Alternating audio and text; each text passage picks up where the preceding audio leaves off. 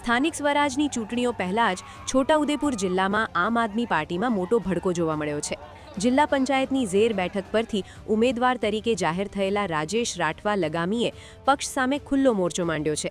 Social media પર post મૂકીને રાજેશ લગામીએ ચૂંટણીનું ફોર્મ નહીં ભરવાની જાહેરાત કરતા ખળભળાટ મચી ગયો છે।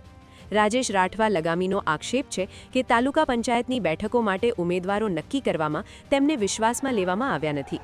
એટલું જ નહીં, પક્ષના દિગ્ગજ નેતા અને ધારાસભ્ય ચૈતર વસાવા સુધી વાત પહોંચાડવા છતાં તેમની રજૂઆત સાંભળવામાં આવી નથી।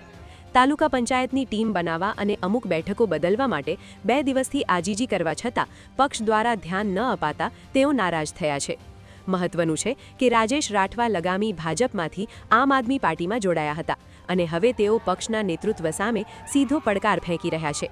ટિકિટ જાહેર થયા બાદ ઉમેદવારનો આ પ્રકારનો બળવો પક્ષ માટે મુશ્કેલી ઊભી કરી શકે છે। હાલ તો આંતરિક વિખવાદને કારણે છોટાઉદેપુરમાં આમ આદમી પાર્ટી વિવાદોના ઘેરામાં જોવા મળી રહી છે।